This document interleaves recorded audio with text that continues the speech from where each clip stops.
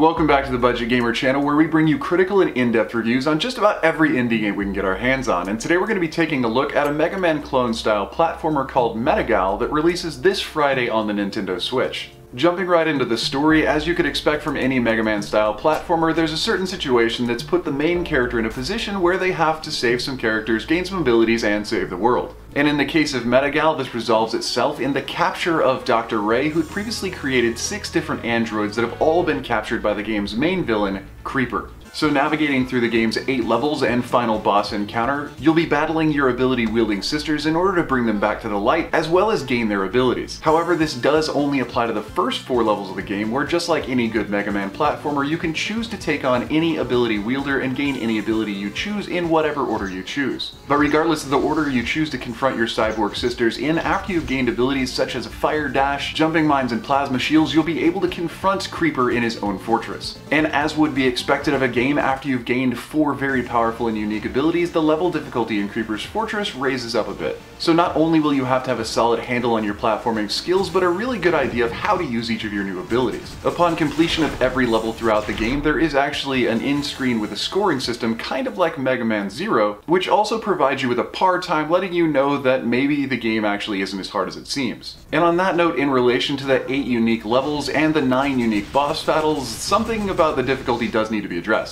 The level design in MetaGal definitely is early Mega Man and has a Mega Man X kind of feel, but the location of kill zones, the spawn rate of enemies, as well as their placement, and the fact that they respawn as soon as their spawn point leaves the visual screen, may leave some players feeling that the difficulty of the actual level itself is a bit high and some of the kills come across as a bit cheap. But the game developers did actually work to try and resolve some of the difficulty of the level design themselves by implementing a couple of checkpoints and a soft death mechanic. At any point you fall in a well or touch some spikes, or your health runs out and you die, you can either select continue to continue from the beginning of the game or any checkpoints you may have reached. Or should you have managed to find a gear from a random drop or a random level placement, you can start from the room that you died in. However, in reference to the screens that display a par time at the end of each level, it does let you know that each level isn't actually that long. As each level was meant to be completed in about 5 or 6 minutes, having 2 to 3 checkpoints and a soft death system does kind of mean that regardless of how difficult the levels are, if you're willing to continue from checkpoints, you have infinite lives. But the real place where the difficulty of the level design in the game actually does stand out is possibly being a bit too high is in relation to the boss fights themselves. Each of the bosses you confront is an expert wielder of the ability you're trying to gain. But if you're like me and you spent about 20 minutes on what should have been a 5-minute level and you got a D or even an F rating, even the boss fights on that level that was so difficult might take you about 45 seconds. And this is not only true for the main ability wielders, but even the boss fights in that final area. Overall, I'd have to say that even with its flaws, MetaGal actually is still pretty solid as a Mega Man clone. It does have absolutely beautifully rendered 16-bit graphics, and the music is a really good complement to the game. And even though this is a relatively short platformer that a gifted gamer could probably beat in about 2 hours, each of those initial levels where you gain your abilities do have hidden power-ups located somewhere in each level that will require certain abilities to reach. And though finding some hidden power-ups that may slightly increase your performance may be seen as extending the game just a little bit, the final note is on the game's replayability. Should you beat the game, or should you beat the game in certain ways, you'll be able to actually unlock those rescued sisters as playable characters in the start of a new game. So if you're playing the game as a completionist, there's definitely going to be a lot to unlock and achieve, but if you're playing the game starting off as one of those OP characters with a super ability, or you're just replaying it because you think one of the sprites is cute, there definitely is a reason to play through it again. And all in all, only being around $5, there's really not a lot to complain about.